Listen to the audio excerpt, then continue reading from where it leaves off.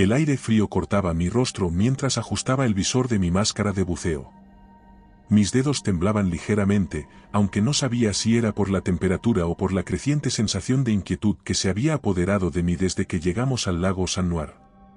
Frente a nosotros, el agua permanecía inmóvil, negra como la tinta, atrapando el cielo grisáceo de los Alpes franceses en su reflejo sombrío.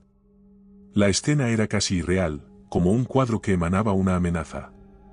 Revisé por última vez mi tanque de oxígeno y las cámaras que llevaba para documentar la expedición. Estábamos aquí para hacer historia, explorar las ruinas de un monasterio sumergido desde hacía siglos, un lugar envuelto en leyendas siniestras. Pero no podía quitarme la sensación de que estábamos a punto de cruzar un umbral que nunca debería haberse cruzado. El equipo estaba reunido junto al pequeño bote que nos había llevado al centro del lago. Elise, la líder de la expedición, ajustaba su cinturón de herramientas mientras revisaba las instrucciones con una profesionalidad que apenas disimulaba el peso de la atmósfera. A su lado, Antoine, nuestro buzo más experimentado, comprobaba su equipo con movimientos precisos. Marian, la historiadora del grupo, anotaba observaciones en su cuaderno impermeable, aunque sus ojos no dejaban de mirar hacia el agua como si algo pudiera emerger en cualquier momento. Jules, el encargado de los sistemas técnicos, parecía distraído, concentrado en ajustar los sensores de profundidad y las luces. Yo, Pierre, el más joven del grupo y el encargado de documentar todo, trataba de mantenerme ocupado revisando mi equipo. Pero la tensión era evidente. ¿Listos?, preguntó Elise, su voz firme rompió el silencio. Asentimos uno por uno. La leyenda local pesaba en nuestras mentes, aunque ninguno lo admitiera. Decían que el monasterio había sido tragado por las aguas en el siglo XVI después de un ritual fallido para desterrar a una entidad demoníaca. Desde entonces, los aldeanos evitaban el lago, y las historias de figuras que emergían entre la niebla al anochecer eran tan comunes como estremecedoras. Nos deslizamos al agua, rompiendo la superficie del lago en silencio. El descenso comenzó tranquilo. La presión aumentaba gradualmente en mis oídos, y el único sonido era el zumbido constante de nuestras respiraciones amplificadas por los reguladores. Las burbujas ascendían hacia la superficie como pequeños fantasmas atrapados en el agua. A medida que descendíamos, la luz del sol se desvanecía rápidamente, reemplazada por un azul oscuro que pronto se convirtió en una penumbra casi total. Encendimos nuestras linternas, cuyos haces parecían apenas rasgar la densidad del agua. Entonces lo vimos. Primero, fue un contorno borroso, como de algo que no debería estar allí. Luego, los muros del monasterio emergieron de las sombras como un espectro. Era imponente, mucho más grande de lo que había imaginado. Las torres góticas se alzaban hacia arriba, cubiertas de algas y limo, como si todavía intentaran alcanzar la superficie perdida hacía siglos. «Dios mío», dijo Marian, su voz entrecortada por la radio. El monasterio estaba increíblemente bien conservado. Las ventanas de los muros estaban intactas, cubiertas por cristales oscuros que parecían repeler la luz de nuestras linternas. La historiadora fue la primera en notarlo. «Esos cristales», dijo, acercándose con cautela, «no deberían estar ahí, ni ser así». Antoine nadó hacia uno de los vitrales más grandes, iluminándolo con su linterna. Lo que vimos nos dejó paralizados. La imagen representaba a una figura humanoide envuelta en llamas. Pero lo extraño no era solo la temática, sino que la figura parecía moverse bajo la superficie del cristal. Por un momento, juré que sus ojos vacíos nos miraban directamente. ¿Lo ven?, preguntó, con un tono de incredulidad mezclado con algo más, miedo. Asentí, incapaz de responder. Mis manos comenzaron a temblar, y bajé la cámara para tratar de concentrarme. Pero entonces, un grito rompió el silencio. Algo me agarró, era Jules, su voz llena de pánico a través de la radio. Giramos nuestras linternas hacia él, que estaba a pocos metros, pero sus movimientos eran erráticos, como si luchara contra algo invisible. «Calma», gritó Elise, nadando rápidamente hacia él. Yo me quedé paralizado. No había nada a su alrededor, solo agua. Pero su expresión era como si estuviera viendo algo que nosotros no podíamos percibir. Sus ojos estaban abiertos de par en par, desorbitados detrás del visor. La líder lo tomó del brazo, y finalmente dejó de forcejear, pero no dijo nada. Su respiración era agitada, y cuando lo miré, vi algo que me dejó helado, una marca en su antebrazo, como si alguien o algo lo hubiera sujetado con fuerza. No hay nada aquí, dijo Antoine, iluminando el área alrededor de Jules. Pero su voz temblaba.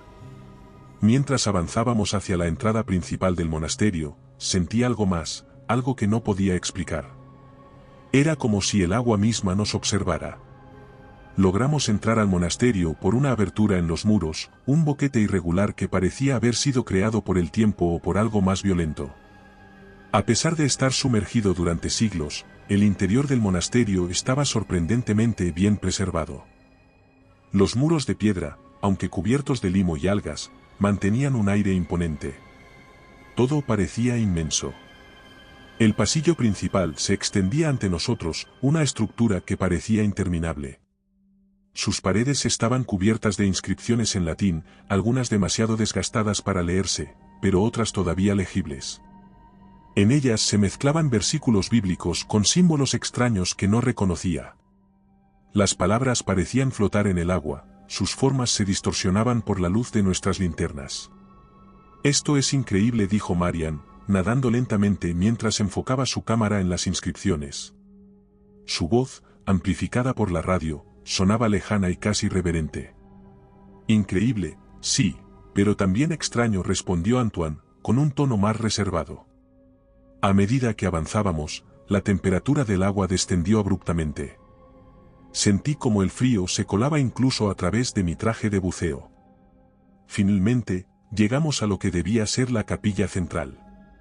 El espacio se abrió ante nosotros en una especie de caverna sumergida, vasto y sobrecogedor. Las sombras de nuestras linternas bailaban en las paredes, proyectando figuras distorsionadas. Y entonces los vimos. 12 figuras estaban arrodilladas en los bancos de piedra, en filas ordenadas. Monjes. Sus túnicas todavía se aferraban a sus cuerpos momificados, pero sus rostros eran lo que me dejó sin aliento. No había paz en sus expresiones, como uno esperaría de figuras religiosas en oración. En cambio, sus mandíbulas estaban desencajadas, abiertas en un grito eterno que nunca llegó a sonar. Sus ojos hundidos parecían mirar al vacío con un pánico indescriptible. Marian nadó hacia ellos, hipnotizada por la escena. «Es imposible. ¿Cómo pueden estar tan bien preservados?». Extendió una mano hacia el monje más cercano, pero Elise la sujetó antes de que pudiera tocarlo. «No lo hagas», dijo con firmeza. Su tono no admitía discusión. Mientras tanto, Antoine retrocedió un paso, como si la visión lo repeliera físicamente. «Esto no tiene sentido», dijo. Su respiración era rápida, y pude ver cómo las burbujas subían en frenéticos torbellinos hacia la superficie. Entonces lo sentimos. Primero fue un destello en el agua, una sombra que se movía demasiado rápido como para identificarla. Mi linterna barrió el área, pero no había nada. Aún así, el peso en mi pecho aumentó. Una voz baja y gutural comenzó a sonar. Al principio pensé que venía de las radios, pero pronto lo sentí dentro de mi cabeza, como si las palabras se formaran en mi mente, no en mis oídos. «¿Escuchan eso?», pregunté, con un hilo de voz. No hubo respuesta. De repente, mi linterna parpadeó. Mis ojos se esforzaron por ajustarse a la oscuridad, y fue entonces cuando vi una figura humanoide, formada completamente de agua, flotando frente a nosotros. Sus ojos vacíos parecían perforarme, explorando cada rincón de mi mente. No tenía rostro, pero de alguna manera sabía que me estaba mirando. «Ahí», grité, señalando con mi linterna temblorosa. El pánico se desató. Jules fue el primero en reaccionar, nadando frenéticamente hacia la salida. Pero no llegó lejos. Algo invisible lo detuvo en seco. Sus movimientos se volvieron espasmódicos, como si algo lo sujetara y lo aplastara desde dentro. Elise nadó hacia él. Pero antes de que pudiera alcanzarlo, dejó de moverse. Su cuerpo flotaba inerte, sus ojos abiertos y llenos de un pánico indescriptible. Una burbuja de aire escapó de sus labios entreabiertos, como el último suspiro. «Reagrúpense», ordenó la líder, su voz rota por la tensión. Intenté obedecer, pero mis piernas no respondían. Mi linterna cayó hacia el suelo, iluminando por un instante los rostros congelados de los monjes. Entonces sucedió. Un torrente de imágenes inundó mi mente, mi madre, pálida y demacrada al final de su vida, llamándome con voz débil. Pude sentir el frío de su mano en mi hombro, como si estuviera ahí conmigo. Pierre, su voz sonó en mi cabeza, tan real que me hizo temblar. Giré bruscamente, esperando encontrarla, pero no había nada. Solo el agua, oscura y aplastante. Un grito escapó de mi boca, y por un momento pensé que iba a perder la cordura. Elise me sacudió con fuerza, devolviéndome al presente. «Mantente conmigo». Me obligué a respirar, pero el miedo seguía atenazándome. Éramos 3 los que quedábamos, la líder, Antoine y yo. Jules ya no vivía, su cuerpo flotaba en la penumbra de aquel monasterio, como una sombra más en ese abismo de pesadillas. Marian había desaparecido en algún punto entre los pasillos interminables, engullida por las sombras líquidas que aparecían cada vez con más fuerza a nuestro alrededor. Elise lideraba el camino, pero algo en ella había cambiado. Su voz, normalmente firme, ahora parecía rota, como si llevara un peso insoportable en cada palabra que pronunciaba. Antoine, por otro lado, no dejaba de decir cosas que no entendíamos. «Nos están mirando, las sombras, están dentro», decía, casi como un mantra. Yo apenas podía concentrarme.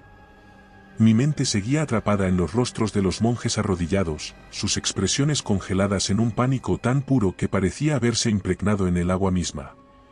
No podía quitarme la sensación de que algo estaba mal, algo que no alcanzaba a comprender pero que latía con fuerza a nuestro alrededor, un pulso oscuro que venía de las profundidades. El monasterio, que al principio parecía un espacio estático y abandonado, ahora parecía vivo. Las paredes parecían moverse a nuestras espaldas, cerrando los pasillos que acabábamos de cruzar. El agua se volvía más pesada, más densa, y su temperatura fluctuaba como si estuviera reaccionando a nuestra presencia. Finalmente, llegamos a una sala más grande, una cámara circular con un altar de piedra en el centro. La luz de nuestras linternas rebotaba en las paredes cubiertas de símbolos extraños y runas desconocidas, pero fue el altar lo que captó nuestra atención. Sobre la piedra gris descansaba un libro. Era imposible que algo así pudiera estar allí, en perfectas condiciones, después de siglos bajo el agua. Sus páginas parecían intactas, brillaban con un leve destello que no venía de nuestras linternas. «Eso no debería estar aquí», dijo Elise, con un tono entre fascinación y miedo. Avancé hacia el altar sin pensarlo. No sé qué me impulsó. Quizás una mezcla de curiosidad y desesperación, o tal vez algo más, algo que venía del agua misma. No intentaron detenerme. Cuando toqué el libro, lo entendí. El agua no era solo un medio que llenaba el lago y el monasterio. Era una entidad, consciente, antigua, cruel. Sentí cómo se filtraba en mi mente, explorando mis recuerdos, mis miedos, todo lo que era. Alimentaba su existencia con aquello que más valorábamos, nuestras almas. Vi fragmentos de las vidas de otros. Personas que habían estado aquí antes que nosotros. Exploradores, pescadores, viajeros desafortunados. Vi cómo el agua les arrebataba lo más profundo de sí mismos, dejándolos vacíos, atrapados en este abismo para siempre. Nunca saldremos de aquí, ¿verdad?, dije, más para mí mismo que para mis compañeros. Elise no respondió. Pero Antoine, como si mi declaración hubiera activado algo en él, se lanzó hacia la salida. Sus movimientos eran frenéticos, casi animales. «No voy a quedarme aquí», gritó, su voz cargada de puro pánico. No llegó muy lejos. El agua a su alrededor cobró forma, una figura humanoide que se alzó con rapidez. No era sólida, pero su presencia era innegable. Era como si el agua misma se hubiera condensado en algo con voluntad propia. Él se detuvo en seco. «Ayúdenme. Por favor», chilló, pero no pudimos movernos. Vimos como su cuerpo era envuelto por aquella cosa, sus movimientos se volvieron erráticos hasta que finalmente se detuvo. Cuando el agua lo soltó, no quedaba nada. Simplemente desapareció. Nos quedamos paralizados. La figura se desvaneció, pero no el peso que dejó tras de sí. Sentí como la entidad, el lago mismo, se dirigía a nosotros. Entonces escuché su voz. No era una voz humana.